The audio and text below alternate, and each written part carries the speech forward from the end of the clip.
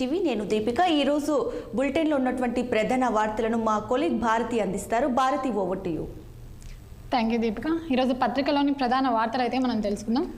ముందుగా ఈనాడు చూసుకున్నట్లయితే 100 కోట్ల అక్రమార్జన, రేరా కార్యదర్శి బాలకృష్ణ ఇంట్లో ఏసీబీ సోదాల గుర్తింపు, ఇంకా కొనసాగుతున్న తనిఖీలు, 40 లక్షల నగదు, బంగారు ఆభరణాలు, ఖరీదైన చేతి గడియారాలు, ఆస్తిపత్రాలు స్వాధీనం.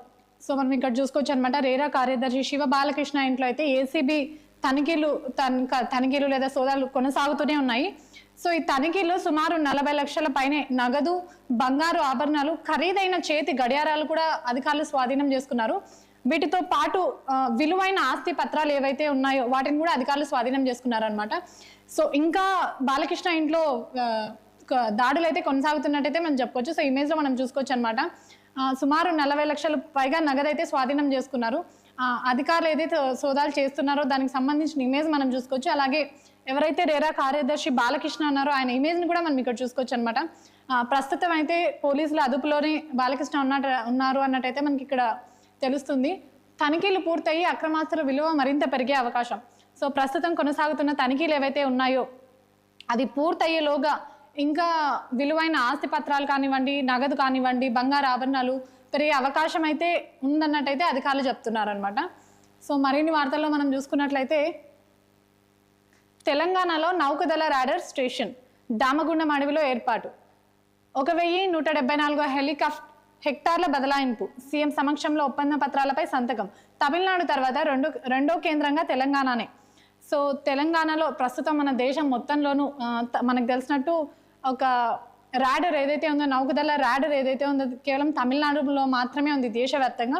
సో రెండో నౌకదళ రాడర్ ఏదైతే ఉందో దాన్ని తెలంగాణలో ఏర్పాటు చేయడానికైతే ప్రస్తుత సర్కార్ సిద్ధమైనట్టు తెలుస్తుంది అనమాట. సో ఇమేజ్ లో చూడొచ్చు. ఒప్పంద పత్రాన్ని చూపుతున్న సీఎం రేవంత్ రెడ్డి నౌకదళ అధికారం అనమాట.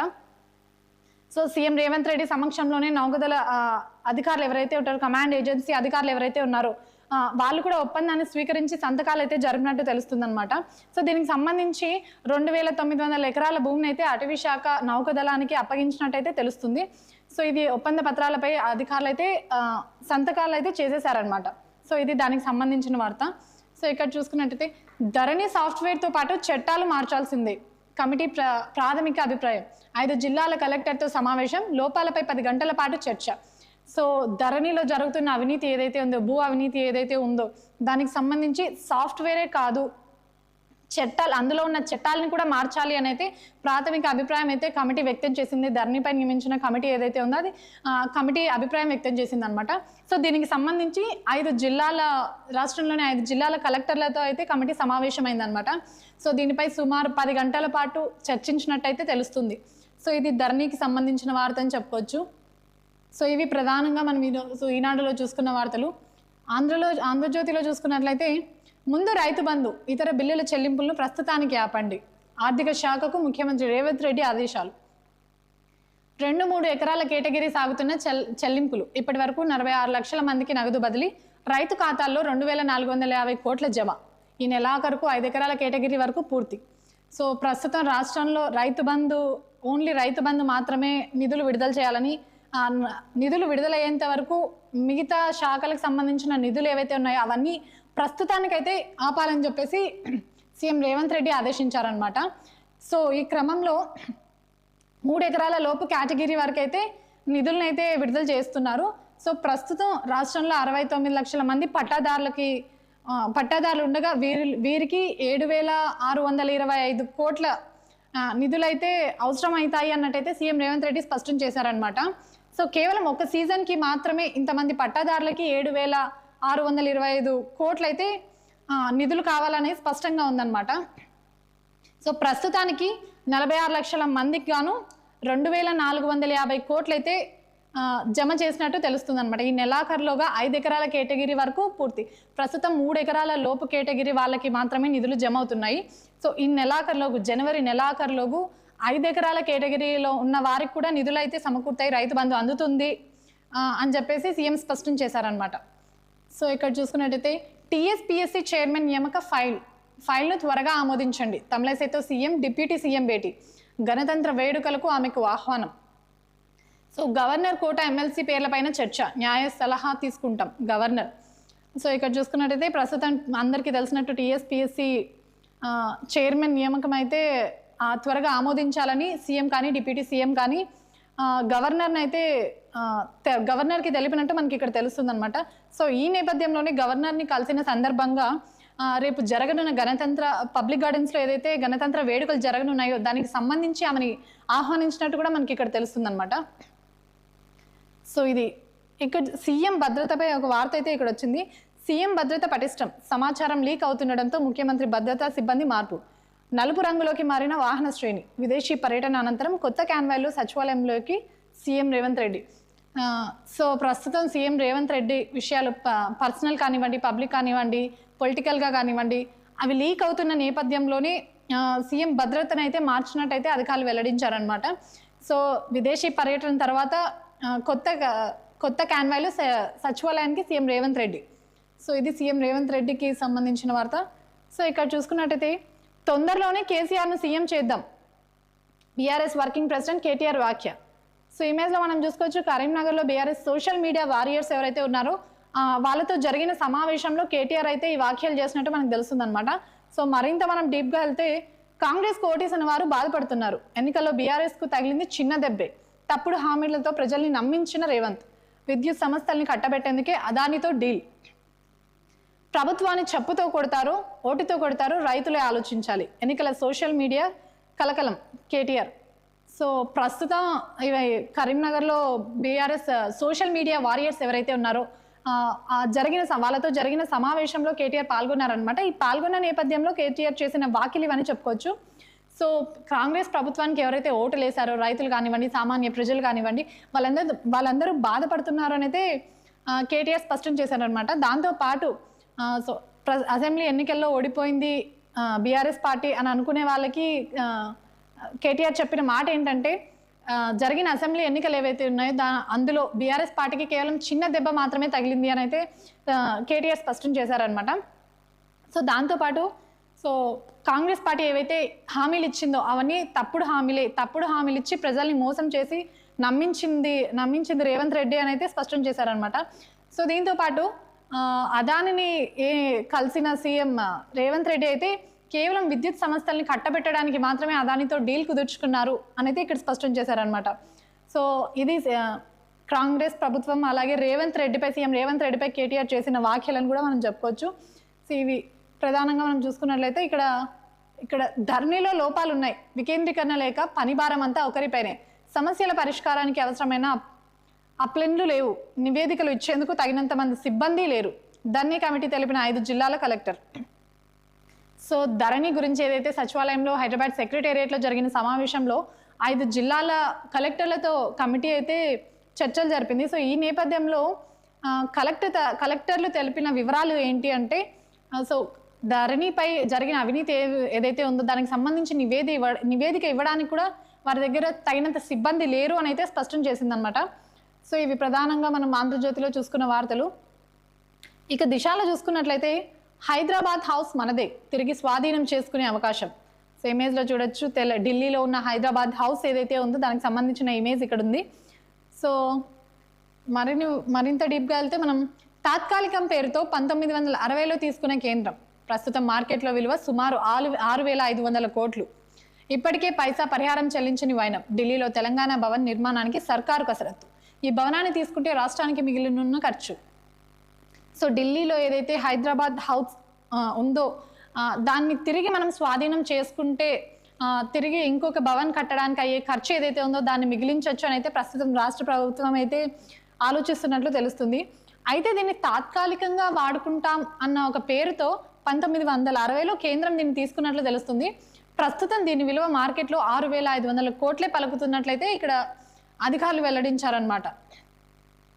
సో ఇది తెలంగాణ హైదరాబాద్ హౌస్కి సంబంధించిన వార్త అని చెప్పుకోవచ్చు. సో ఇక్కడ చూసుకున్నట్టయితే ఇందాక చూసుకున్నాం మనం దీన్ని, టీఎస్పీఎస్సీ చైర్మన్ ఎంపిక. సో దీనికి సంబంధించి డిప్యూటీ సీఎం మరియు సీఎం అయితే గవర్నర్ని కలిశారనమాట. సో త్వరగా ఆమోదించండి అన్న నేపథ్యంలోనే కలిశారు అన్నట్టయితే తెలుస్తుంది. సో ఇక్కడ చూసుకుంటే పొలిటికల్ పంచ్, బండి సంజయ్ చేసిన అభివృద్ధి ఏంటి? సో ఇది కేటీఆర్ మరియు బండి సంజయ్కి ఒక ఇద్దరి మధ్య జరిగిన ఒక వార్ అని చెప్పుకోవచ్చు అనమాట. సో బహిరంగ చర్చకు మేము సిద్ధం, ఎక్కడికి రమ్మంటే అక్కడికి వస్తాం, కేసీఆర్ రాష్ట్ర ప్రజలను పట్టించుకుంటారు, ఆయనను త్వరలో మళ్ళీ సీఎం చేద్దాం, BRS working president KTR. So Bandi Sanjay చేసిన వ్యాఖ్యలకు కేసీఆర్ అయితే కౌంటర్ ఇచ్చినట్టే మనకు కనిపిస్తుంది అనమాట. సో బహిరంగ చర్చకు తాము సిద్ధం అంటూ కేటీఆర్ అయితే స్పష్టం చేశారు. ఎక్కడికి రమ్మన్నా రావడానికి, బహిరంగ సభకైతే చర్చకైతే సిద్ధం అన్నట్టు తెలిపారనమాట. సో కేవలం కేసీఆర్ మాత్రమే రాష్ట్ర ప్రజల్ని పట్టించుకుంటారు అన్న నేపథ్యంలో అయితే ఒక వ్యాఖ్య అయితే ఆయన చేశారనమాట. సో మళ్ళీ త్వరలోనే కేటీఆర్ని సీఎం చేయాలి అన్న ఆలోచనతో అయితే ఆయన త్వరలోనే కేటీఆర్ని సీఎం చేద్దామన్న ఒక మాట అయితే వదిలినట్టు కనిపిస్తుంది. సో ఇక్కడ కేటీఆర్ మాటలకి బండి సంజయ్ వేసిన కౌంటర్ కూడా మనం చూద్దాం. 1000 కోట్ల నిధులు మీ అయ్య తెచ్చిండా, నీ వల్లే బీఆర్ఎస్ సర్వనాశనమైంది, నీలాగా నేను పారాచూట్ లీడర్ని కాదు, అయ్య పేరు చెప్పుకొని మంత్రిని కాలేదు, దమ్ముంటే కేసీఆర్ని తీసుకొని చర్చకురా, కేటీఆర్పై బండి సంజయ్ ఫైర్, కేసీఆర్ కింద పడ్డాడో లేక కొడుకే పడేశాడో అంటూ కామెంట్స్. సో కేటీఆర్ చేసిన వ్యాఖ్యలకైతే బండి సంజయ్ నుంచి కౌంటర్ కూడా ఓ రేంజ్లోనే ఉందని మనం చెప్పుకోవచ్చు అనమాట. సో 1000 కోట్ల నిధులు మీ అయ్య తెచ్చిండా అనేది ఒక సంచలన వ్యాఖ్య అయితే చేశారనమాట. సో కేటీఆర్ వల్లే వర్కింగ్ ప్రెసిడెంట్ కేటీఆర్ ఎవరైతే ఉన్నారో ఆయన వల్లే పార్టీ సర్వనాశనమైందని కూడా ఆయన అన్నారు. సో దాంతోపాటు తండ్రి పేరు చెప్పుకొని మీ అయ్య పేరు చెప్పుకొని మంత్రిని కాలేదు అని ఒక వాక్య కూడా వేశారనమాట. సో దమ్ముంటే కేసీఆర్ని చర్చకు తీసుకురా. సో కేటీఆర్ ఇక్కడ అన్నట్టు బహిరంగ చర్చకు సిద్ధం అన్నట్టు, సో బండి సంజయ్ కూడా దమ్ముంటే కేసీఆర్ని చర్చకు తీసుకురా అని ఒక సవాల్ అయితే విసిరారు. దీంతో పాటు మనందరికీ తెలిసినట్టే కేసీఆర్ హిప్ సర్జరీ ఏదైతే జరిగిందో ఈ నేపథ్యంలో ఒక కౌంటర్ మనం ఇక్కడ చూడొచ్చు. కేసీఆరే కింద పడ్డారో లేక కొడుకే పడేశారో అన్న ఒక పాయింట్ అయితే మనం ఇక్కడ చూడొచ్చు అనమాట. ఒక కామెంట్ అయితే చేశారు. సో అది దీనికి సంబంధించిన వార్త అని మనం చెప్పుకోవచ్చు. సో ఇందాక మనం చూసాం రేరా కార్యదర్శి బాలకృష్ణ ఎవరైతే ఉన్నారో అతని ఇంట్లో జరిగిన ఐటీ దాడుల ఇమేజ్ మరొకటి మనం ఇక్కడ చూడొచ్చు అనమాట. 2 కిలోల బంగారం, 40 లక్షల నగదు. సో ప్రస్తుతానికి అధికారులు అయితే స్వాధీనం చేసుకున్నట్టు మనకి ఇక్కడ తెలుస్తుంది.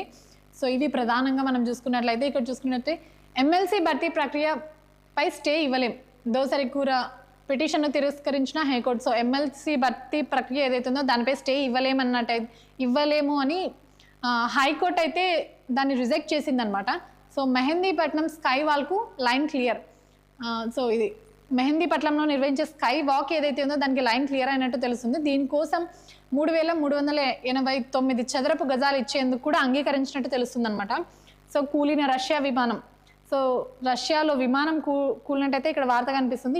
ఈ ప్రమాదంలో సుమారు 75 మంది దుర్మరణం చెందినట్టు కూడా తెలుస్తుంది అనమాట. వీరిలో దాదాపు 65 మంది ఉక్రెయిన్ యుద్ధ ఖైదీలు అయితే ఉన్నట్టు కూడా తెలుస్తుంది అనమాట. ఇక బ్యానర్ వార్తలోకి వెళ్తే ఇది కూడా సీఎం భద్రతకి సంబంధించిన వార్త అని చెప్పుకోవచ్చు. ముఖ్యమంత్రి కాన్వాయ్లోకి బ్లాక్ కలర్ కార్లు, వాహనాలన్నీ ల్యాండ్ క్రూజర్లే. సో సీఎం సెక్యూరిటీ చేంజ్, భద్రతా సిబ్బందిలో బ్లాక్ షీప్, సమాచారం లీక్ అవుతున్నట్లు నిర్ధారణ, దీని వెంటనే ఇంటెలిజెన్స్ నిర్ణయం, చీఫ్ సెక్యూరిటీ ఆఫీసర్ మినహా పాతవారి తొలగింపు. సో సీఎం సెక్యూరిటీ ఎవరైతే ఉన్నారో, ఈవెన్ డ్రైవర్ దగ్గర నుంచి చీఫ్ సెక్రటరీ వరకు ఎవరైతే ఉన్నారో వీళ్ళలో చాలా మార్పులు జరిగినట్టయితే తెలుస్తుందన్నమాట. అలాగే వాహనాల్లో కూడా బ్లాక్ కలర్ కార్లు మాత్రమే ఇక్కడ ఉపయోగించినట్టు కూడా మనకి వార్త కనిపిస్తుంది.